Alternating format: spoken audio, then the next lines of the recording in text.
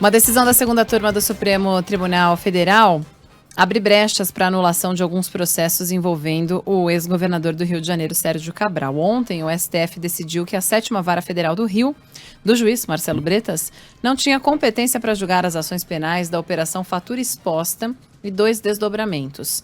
A fatura exposta apurou desvios na Secretaria de Saúde do Rio de Janeiro.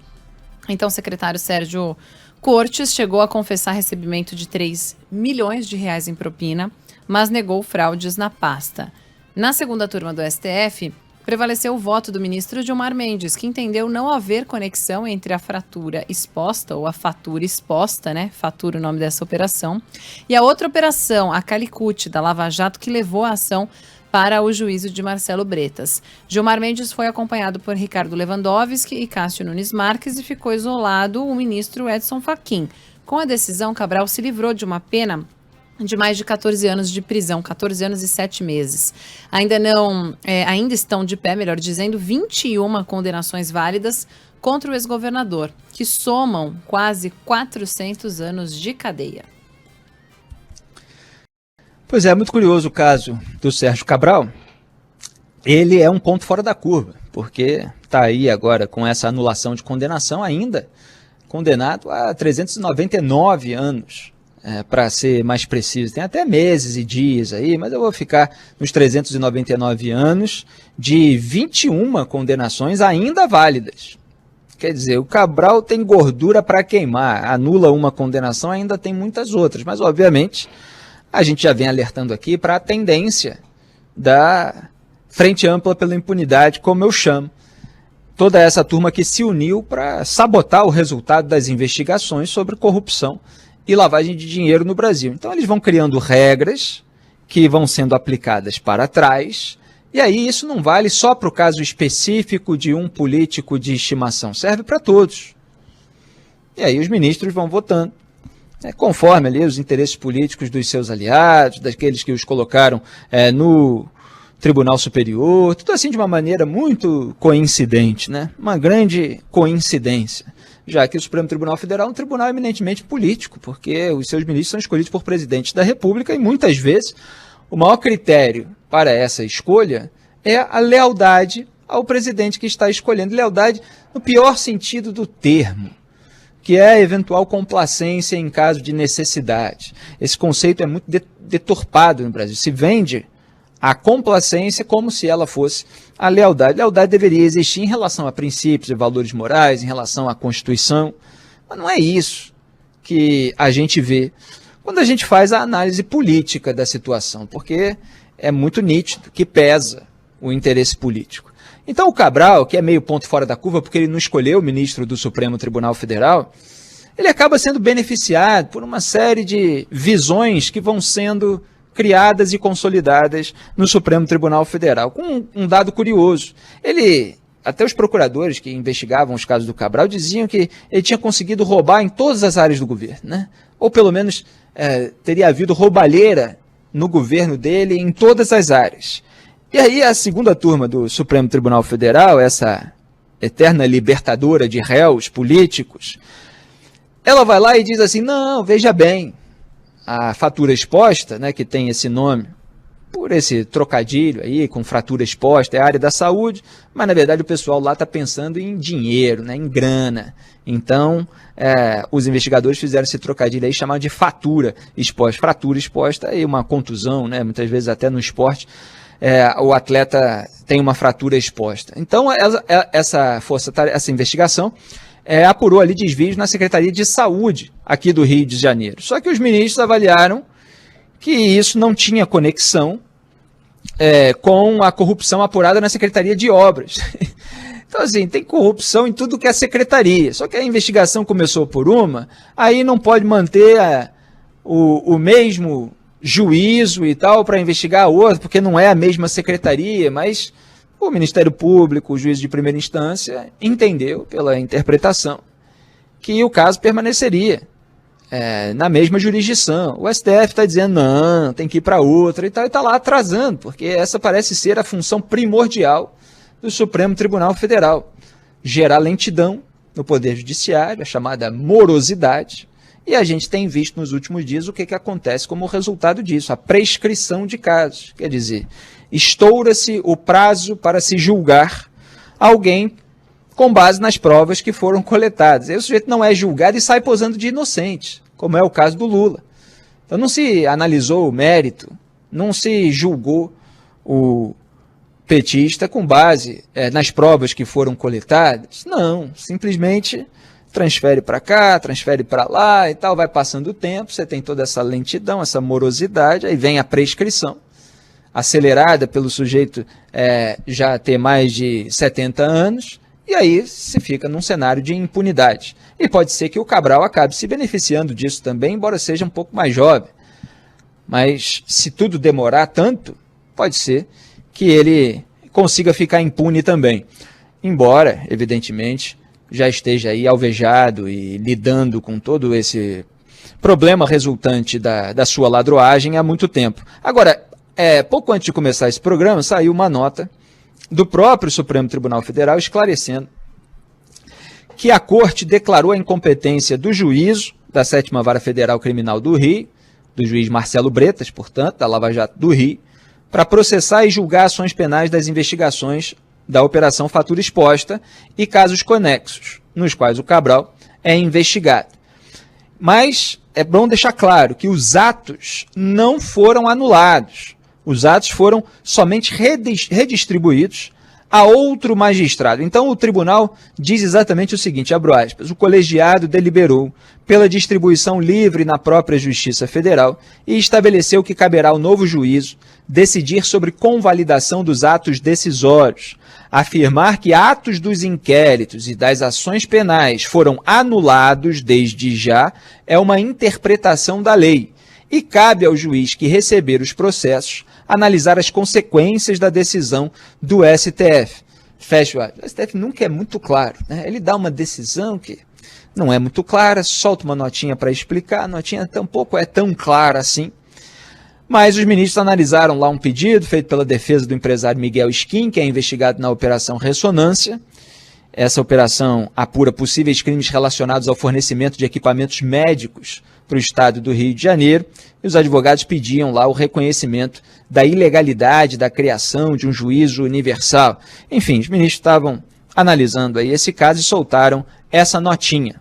Então vai depender agora de um outro magistrado, que não o Marcelo Bretas, decidir o que permanece válido no caso envolvendo o Cabral. Porém, a condenação, quer dizer, aquela sentença, aquela decisão do juiz Marcelo Bretas, essa sim, não está valendo. Pode ser que ela seja refeita pelo outro magistrado. E vamos torcer para que nada se perca, ao contrário do que está acontecendo em diversos outros casos julgados pelo Supremo Tribunal Federal. 4h12. O Tribunal Regional Federal da Primeira Região anula a maior condenação judicial do ex-presidente da Câmara dos Deputados, Eduardo Cunha, e envia os autos do processo à Justiça Eleitoral. Em 2018, Cunha foi condenado a 24 anos e 10 meses de prisão pelo juiz Valisney de Oliveira, na Vara Federal de Brasília. O magistrado considerou o parlamentar culpado pelos crimes de corrupção ativa, lavagem de dinheiro e violação de sigilo funcional. Segundo a denúncia do Ministério Público Federal, havia um esquema de pagamento de propinas ao grupo de Eduardo Cunha em troca da liberação de aportes de um fundo gerido pela Caixa. Por unanimidade, a terceira turma do TRF1 acolheu um pedido da defesa e entendeu que a Justiça Federal não tinha competência para julgar o processo. A decisão também beneficiou o ex-presidente da Câmara, Henrique Eduardo Alves. Pois é, eu falei exatamente desse mecanismo nos últimos dias aqui no Salve Salve Band News. Esse mecanismo que está ajudando a aliviar a barra do ex-deputado federal Eduardo Cunha. Qual é o mecanismo? Se encontra algum tipo de indício de que o dinheiro da corrupção foi para uma campanha eleitoral, então o STF decidiu, no meio do jogo, né, quando os processos aí envolvendo grandes tubarões da política já estavam em andamento, que eles tinham que ser transferidos para a Justiça Eleitoral. Não importa em que fase tivesse, podia estar avançado, podia ter tido muita investigação, várias decisões já tomadas. Não, para tudo. Caiu R$1, 10 centavos ali na campanha eleitoral, quer dizer, o dinheiro foi dinheiro ilícito, sujo, roubado, foi usado em campanha para fraudar a democracia, porque é disso que se trata? Então a gente tira aqui de todo esse juízo que estava fazendo o processo funcionar muito bem, né, descobrindo aí cada barbaridade, e manda lá para a Justiça Eleitoral, que é uma mãe. É uma mãe, como a gente viu no julgamento da chapa Dilma Temer, julgamento histórico no pior sentido do termo. Como se convencionou dizer, a chapa foi absolvida por excesso de provas. Você tinha ali todas as evidências de dinheiro sujo tendo sido usado na campanha. Mas houve a absolvição. A chapa não foi cassada. Quem era o presidente do Tribunal Superior Eleitoral, o TSE, Gilmar Mendes. A Justiça Eleitoral, também como foi apontado quando o STF deu a primeira decisão para atrasar o processo com esse mecanismo, ela não tem estrutura, não tem recursos humanos, não tem equipamento, não tem nem o know-how para comandar esse tipo de investigação. Mas isso é só apenas mais um motivo, né? É mais um motivo para o STF mandar para lá, porque lá não vinga muito não. Você tem a ascendência política maior sobre a justiça eleitoral do que você tem sobre a justiça federal, onde você tem os juízes concursados, e você ainda tem um problema estrutural. Então é para lá mesmo que a gente manda. E aí, o que o TRF está fazendo agora, né? Porque não foi decisão do Supremo Tribunal Federal, mas foi uma decisão embasada naquilo que o STF decidiu. Então o STF fica parecendo também que não está tomando todas as decisões, mas é baseado na decisão do STF. Aí outros tribunais já vão e se antecipam.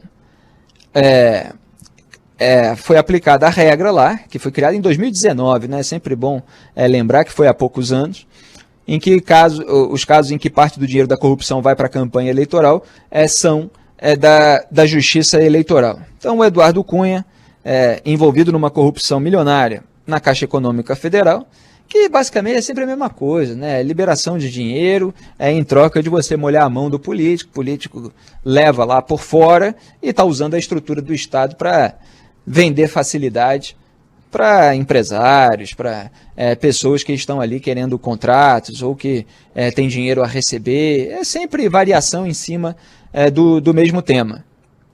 E aí se aplica a todos os casos passados. E o ponto para o qual eu estava querendo chamar a atenção, que eu já chamei nessa semana no programa, é o seguinte: se tudo tivesse começado de outro jeito, de repente teria sido anulado porque ainda não havia decisão do Supremo Tribunal Federal a respeito disso, de que o caso tem que tramitar na Justiça Eleitoral. Da mesma forma, quando eles fazem algum elemento espacial preponderar sobre outros. Então, porque o pagamento foi feito em Brasília, então manda para lá. Porque a estatal é não sei aonde, então manda o processo para lá. Se no juízo de primeira instância tudo fosse feito conforme o Supremo Tribunal Federal veio a decidir depois, o STF poderia anular também, porque não tinha decidido ainda. Então, o que eu tento mostrar nesse programa, diariamente, e que, aliás, tem os procuradores falando aí hoje, depois dessa série de decisões, é que não tem jeito. Quando você tem tribunais superiores instrumentalizados politicamente por grupos que têm réus sendo julgados pelo Poder Judiciário como um todo, não tem para onde correr. Se você faz de um jeito, vai ser anulado depois por uma regra inventada no meio do jogo. Se você faz de outro, vai ser anulado porque a regra não tinha sido inventada ainda. É disso que se trata. E é isso que está acontecendo no Brasil. Agora você tem aí um monte de gente com microfones, megafones, o pessoal aí em que muita gente acredita e tal, defendendo gente sobre a qual existe uma montanha de provas e fingindo que não tem. E aí as pessoas falam, não, realmente, olha só que absurdo, começaram uma investigação onde não deviam ter começado lá, perseguiram, abusaram politicamente. Não, o líder do partido que eu defendo, não, esse não tem culpa no cartório, então os outros podem ter. Então. E são os mesmos mecanismos para salvar todo mundo. Porque era uma geração corrupta, era uma geração, obviamente com as suas exceções, que a gente está vendo aí, discutindo todos os dias, aliás, sobre elas. Aqui eu tenho uma distinção muito perceptível entre aqueles que têm casos de ladroagem no seu currículo e aqueles dos quais eventualmente se discorda. São tratamentos diferentes. E, obviamente, eu preciso dar tratamentos diferentes por uma questão de senso das proporções e por uma questão de o público conseguir compreender o nível de indignação e revolta. Porque uma coisa é você respeitar a visão de mundo divergente. Outra coisa é você respeitar roubalheira. É você respeitar corrupção e lavagem de dinheiro. Só que como isso não pode ser colocado dessa maneira, as pessoas fingem que não existiu. Então a gente está passando por um processo que visa concluir que foi tudo um delírio coletivo. A gente daqui a pouco vai ver, já está vendo, né? Dinheiro ser devolvido para bandido. Então, tudo aquilo que a gente viu, toda aquela roubalheira, as provas sendo ventiladas, sendo publicadas pela imprensa, os debates entre desembargadores, por exemplo, em Tribunal Regional Federal. Eu fiz cobertura de julgamento em rádio, em outra emissora, fiquei 12 horas fazendo a cobertura. 3 desembargadores lá votando, analisando todo o processo. E tudo isso é varrido para debaixo do tapete. Como se a culpa foi daquele juiz, a culpa é daquele procurador, a culpa fica essa demonização dos investigadores para fingir que o político não roubou, que não aceitou suborno. É isso a que a gente está assistindo. É o desmantelamento do sistema de combate à corrupção e a varredura para debaixo do tapete de toda a sujeira de uma geração política que, lamentavelmente, era, em boa parte, absolutamente imoral. É uma gente que não tem a preocupação com o povo brasileiro, embora finja ter, e muita gente acredita.